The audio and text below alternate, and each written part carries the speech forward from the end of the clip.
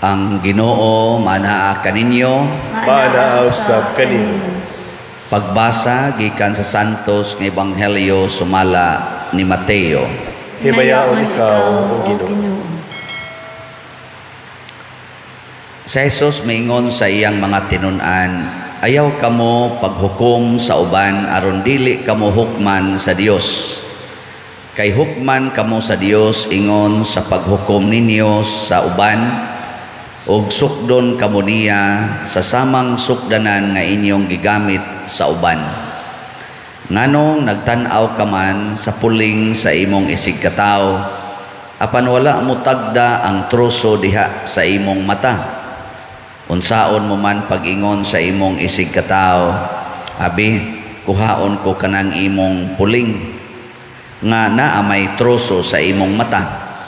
Maot, kuhaa una ang troso nga anaa sa imong mata aron makakita kapag ayo ug makuha mo ang puling sa imong isig katawo.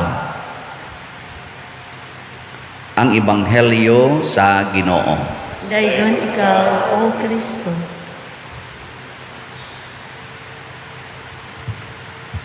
Mutuo mo anang prinsipyo nga predestination. Kana bang gilatid na ang tanan sa Ginoo. Nga bisag unsay atong buhaton kung mao ginay pagbuot sa Ginoo, mao na gid na.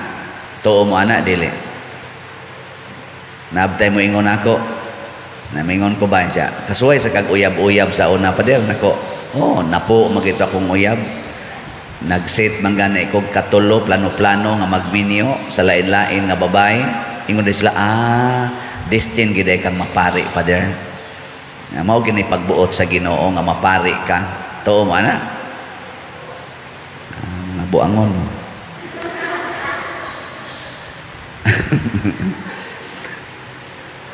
Ang unang pagbasa nagsulti nga nindot og plano ang Ginoo sa mga Israelita, pero porting gahian nilag ulo, musupak-supak, mao na ang resulta na ananon sila sa mga kaulipnan. Isa naliwat man gud mo atong inyo mga ginikanan nga masinupakon. Musupak man mo sa akong kabubuton adto man mo magsimba sa mga Dios-Dios. Unya kun ang Ginoo nagmahal adto mga tawhana ang mga Israelita. Nganong gitugot man niya nga maadto sila dito iyatong kabubuton dili ang pagsupak-supak. Amo na siya.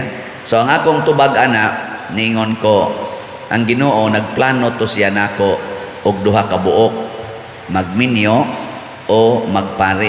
Depende na nako og asay akong sundon. So dinhis kalibutan ang Ginoo maghatag ginatog mga options ba in life. Unya options man sa ato pa kitay magbuot mo nang do natay kagawasan na atay freedom unsaon nato paggamit ang atong kinabuhi. Gawas nun ta ba mao bitan nang managrally ang kuan mga tao kay wa na mi kagawasan, magrally dayon kay mangayo og freedom. Kita sad sige tag celebrate ang atong Independence Day kay ngano man gusto kita og freedom kay mao man ay gift sa Ginoo nato. Free will, free choice, freedom.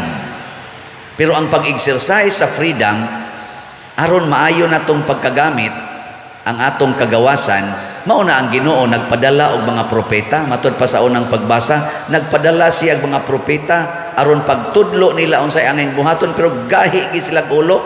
Ila na hinuong gipasipad-an ang mga propeta. O tanawa ang katapusang propeta si Kristo. Pero before ni Kristo si Juan nga magbubunyag, giputlans si Kristo gilansang sa cross. Mao na karon nagantos na ta niya. Singgit-singgit dayon tag-ampo sa Ginoo katong atong tubag sa Salmo ba unsa atong tubag? Tuo mo ato? Mao kana. O Ginoo, tabangi kami sa imong tuong kamot ug tubaga kami. Kamo musugot mo nga agakon mo sa tuong kamot sa Ginoo? Sugot dili. Unyag agakon mo sa wang kamot, sugot mo. Unsa may tawag aning tuo sa in English? Right. Ang tuong kamot sa Ginoo muagak nato sa right way. Nya kasagaran nato ari gitas left. Ganahan ta. Nya ug diana sa tas left, mangandoy na sa tag right. Mga buangon kay tas tanan. Na karon pananglitan unsa may right way matud pa ni Kristo sa atong ebanghelyo, ayaw gyud mo panghukom. Ayaw gyud hukmi ang inyong isig ka tao. Ang lain aning translation, ayaw pakasada ang inyong isig ka tao. Ang lain pagid aning translation, ayaw timan-i ang mga sala sa imong isig ka tao. Karon hay may inyong kasagarang matiman-an igtan-aw ni tao ang iyang depekto o ang iyang kaayo. Kamong mga asawa, igtan-aw ninyo ros inyong bana. Sige, suway ko nagtan-aw or wa di niyo makita huna-hunaa lang. Unsa dayoy inyong mahuna-hunaan igtan-aw niyo sa inyong bana ang iyang depekto o ang iyang kaayo. Ambot lang ka ninyo. Ang mga bana, unsa sa kay mahuna-hunaan, ini kakita gidayon sa ilang asawa, unsa kay mahuna-hunaan karon, ang maayo o ang depekto? Kamong mga ginikanan, igtan-aw ninyo sa inyong anak, unsa may inyong makita, ang iyang depekto o ang iyang kaayo? Sige, hunahunaan ninyo, igtan-aw ninyo sa inyong anak. Igtan-aw ninyo sa pari, unsa may inyong makita, ang depekto o ang kaayo? Ambot lang ninyo. Nigtan-aw sa pari ninyo, unsa mo say makita, ang depekto o ang kaayo? Ne lagi mong pare kani wa gini palit-palit og sulatin niya. Na ang dili di ay paghukom mao nay usa sa mga giya sa Ginoo nato. Nya unsa may iyang gisulti? Ingon siya, kuhaa usa ng troso sa imong mata aron makakita ka sa puling sa imong isig ka tao. Kani daghan kay ni siya og meanings. Kung nato gini siyang i-exhaust ba ang iyang makaya sa atong hunahuna, daghan kay dig kahulugan. Usas kahulugan ini nga kana ding atong makita sa atong isig ka tao, equivalent ra na siya sa puling. Unsa man ang puling? Gamay dako. Wa mo kailag puling? Speck ba? Puling. Gamay. Mura na siya slat. Gamay. Slat ba? Nya maura nay ato dayeg makaya nga makita sa atong isig ka tao. Muna ayaw pagsalig, ayaw siyag hukmi base anang gamay kaayo nimong nakita. Naapanay dako kaayo nga misteryo ang kanang tawhana nga wa nimo makita. Panalitan na nangawat sa inyong balay. Nasakpan nimo ni ambak yus bintana niya pag ambak kay natapilok man wa kadagan. So imong nagunitan. Unsa man dayoy imong isulti? Sagpa dayon, kawatan ka, buanga ka, kawatan kang dako. Ana. Di kulata dayon, wa kay batasan. Nangawat ka, papriso ka, may lami nimong patio noy. Ana na to. Ni ang iyain taong gida duha ka buok cellphone. Dalisod na bag function ang usa. Wala nay wifi. Kay depektoso. Nya imong gikulata. Nya waday kakahibaw nga dugay na day siyang way kaon, dugay na day siya nga nangandoy nga makapalit og tambal sa iyang inahan nga nagmasakiton, na paralyze. Dugay na day siyang nangandoy nga makapalit og gamayng sin aron iatop sa ilang balay, kay ang ilang balay purti nagyong tua og mag-uwan kay gubao na kay atop. O kaha nangandoy bisag plywood na lang nga simple para ialis ilang bongbong kay lusot-lusot na lang ang hangin sa ilang bongbong, gayaka sa yuta, porting pobriha. Wala nimo makita. No? Gasigi day siya luhod-luhod, ampo sa Ginoo nga tagaan ta sila grasya, pero sige lang daing dimalas iyang kinabuhi, napugos og pangawat og cellphone kay ibaligya, yawat baka og gamay. Nya gikulata pagid nimo, nya purti ninyong daghanag cellphones, gatinagutlog cellphone, duha ka book inyong sakyanan, kinural pagid inyong balay, na kay kwartas bangko, na pa kay kwartas imong negosyo, na padyo kay kwartas imong pitaka, na padyo kay kwartas imong hunos, og didto pagid imong safety deposit box, to padyo kay mga daghang alahas didto.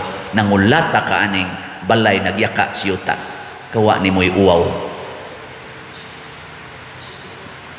Tutok mo muna ko. Kahibaw mo anak. Kay bawo mo mutanaw. Nasakpan nimo imong bana, nangabit. Unsa man dayo imong isulti? Adimal ka, bakakon ka, hudas ka. Ana. Ako nagtinarong ko nimo, nya ikaw nagbinuang. Ana deng ano? Hoy. Mao dayon na or balihon nato, bana, asawa nangabit, kulatahon dayon. Sa dip ako makapatay nimong buanga ka, pahawa dire. Ana. Mao man na. Kulata dayon, hugaw ka, ngabit ka. Na. Nya. Mao na imong nakita. No. Nanindot kunuhay kay ka. Nya ikaw asawa, katong sige nimong yaw-yaw sa imong bana, katong sige nimong pangasaba, sige nimong panaway niya, wa daytoy labot sa iyang pagpangabit. Kanang di nakahapit mo tagad niya, saylo-saylo na lang, di nagi ka mo sukad og pagkaon para niya, di na gani ka mudungan og kaon, di na gani ka mohuga sa iyang kinanan, di na gani ka makig-istorya sa iyang mga problema o sa iyang mga achievements, di na gani ka maong mo appreciate sa iyang mga achievements o paningkamot sa kinabuhi. Wa di na ilabot sa iyang pagpangabit. Wa di ka kaapil niya dito. Nda. Sige. Kana ding imong wakli-wakli ini kakadlawon ighikap sa imong bana, imong iwakli. Nya daghang ikag pasangil, labad ang bisag unsa na lang. Basta wakli lang yun. Di wa din nilabot atong iyang pagpangabit. Na. Liningi ay mamudia.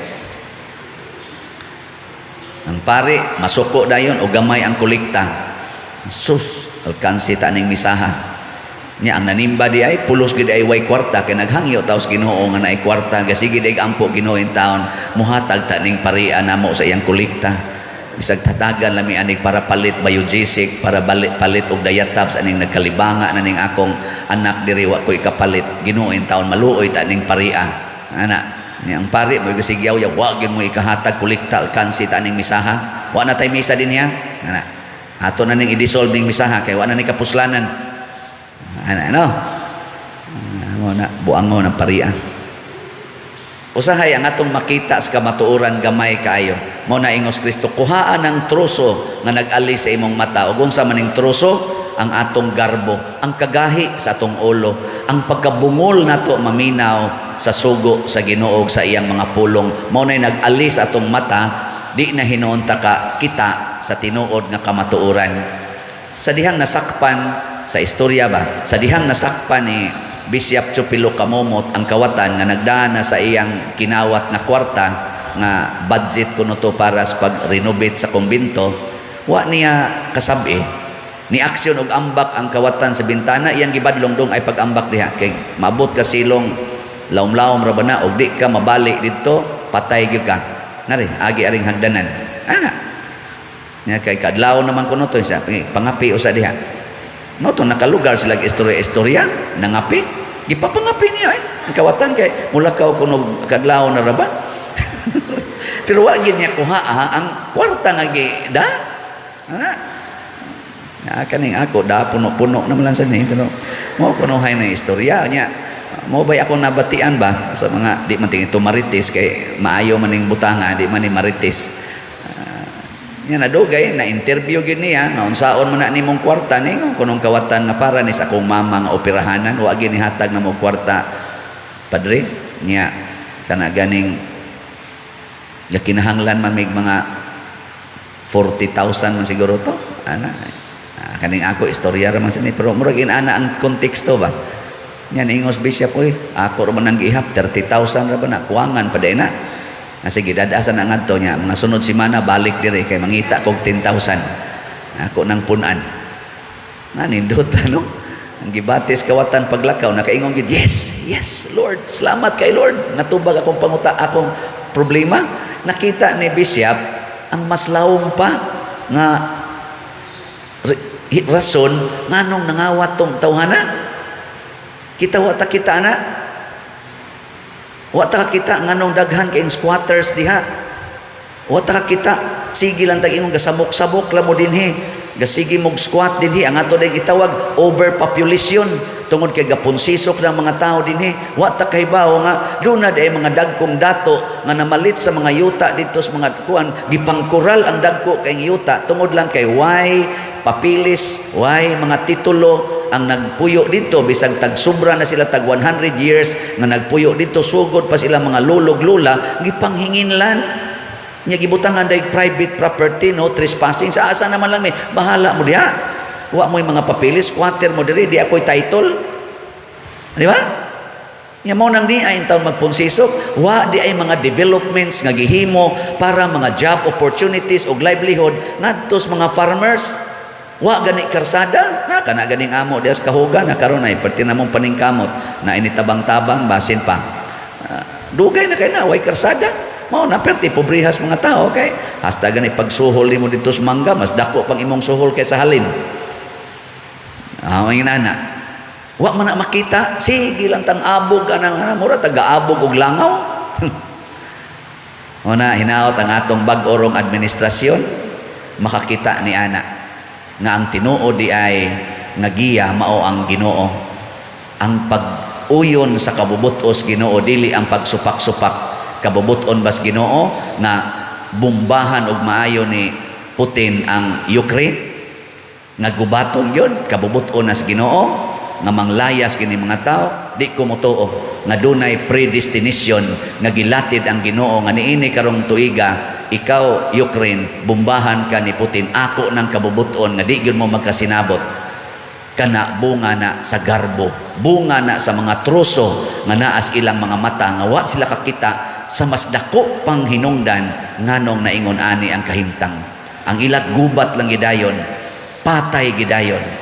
Wa ta kakita nga igsuon day na nimo, kauban na nimo sa panaw dinhi sa kalibutan, gimahal sad na sa Ginoo, gihigugma sad na niya ug duna nay daghang nindot pang moabot sa iyang kinabuhi kung tagaan lang naghigayon. Dili kay ditsuon lag pusil hangtod mamatay, bombahan lang aron inig tuasik sa bomba, bungkag lampinig, patay tanan. Di ba? Nakana ding imong kaminyoon, dako pa kay na siya og possibility to become the greatest joy of your life kaysa mag-divorce mo karon, kaysa mo separate ka karon. Nakanang pagsigig kulatas imong bana nimo, porti nagdaghan naglagom sa imong naong, pwede di na nga mahimong source of your greatest joy in the future.